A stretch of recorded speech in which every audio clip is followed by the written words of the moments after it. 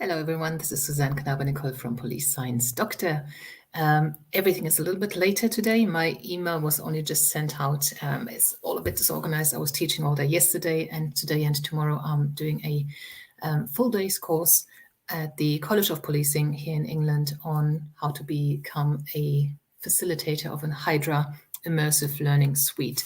So that's quite interesting. So I'll be able to take my students through immersive learning exercises to experience critical incident decision making in real life, in real simulations with limited amounts of information available, lots of pressures coming in. So that's quite interesting. Quite excited to be able to offer that to our students on the criminology and policing degrees. So definitely worth it. But I'm in a hotel room and looking at a pretty nice view outside, and everything has been a bit disorganized, hence the email coming out later. But let's get right to it. So the snippets for this week, the first one is about expert credibility.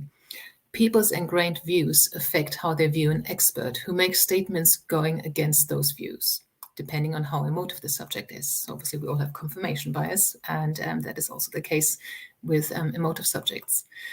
Advocating rehabilitation for sex offenders rather than punitive measures reduces an expert's credibility compared to advocating similar measures for drunk drivers.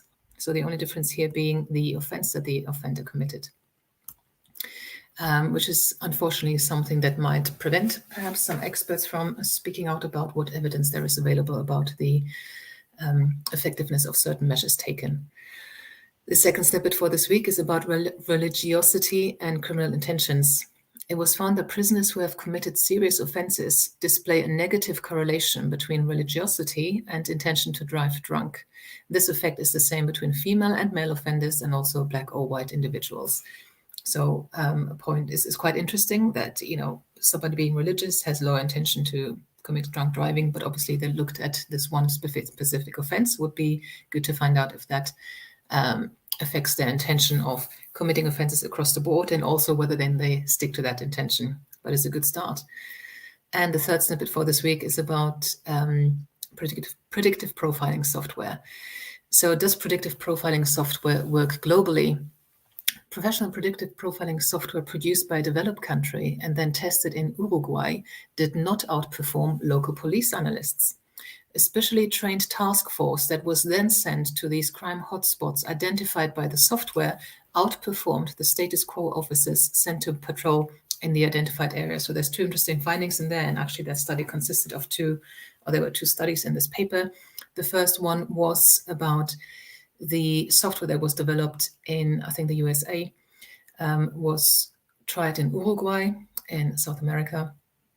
And it was found that it doesn't actually have any advantage over the analysts they use locally, who obviously are a low investment because they're already on the staff roll, on the payroll.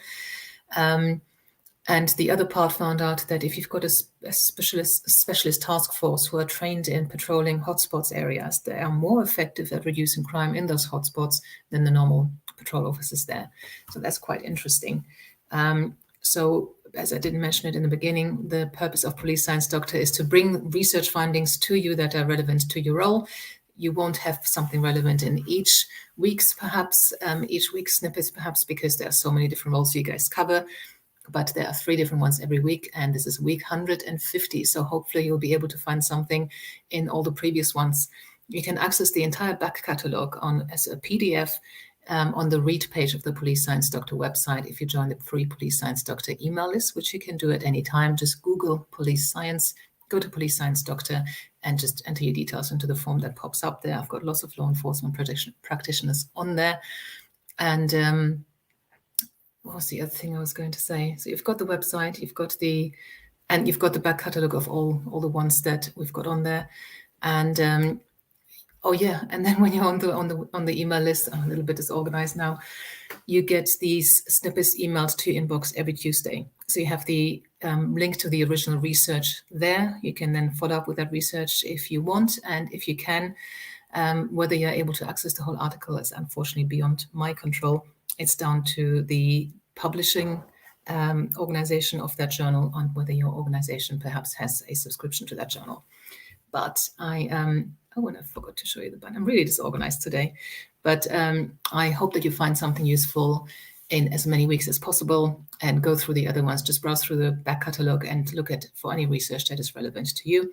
And until then, when I'm a little bit more organized, perhaps next week, I bid you adieu, and I'll see you after that. Bye-bye. Thank you for watching. I hope you found this content useful. You can get access to each episode's transcript with key learning points, timestamps, and references if you get yourself onto my mailing list. Just go to the main website on policesciencedoctor.com, and on the bottom of each page you will find a sign-up form for notifications of new content.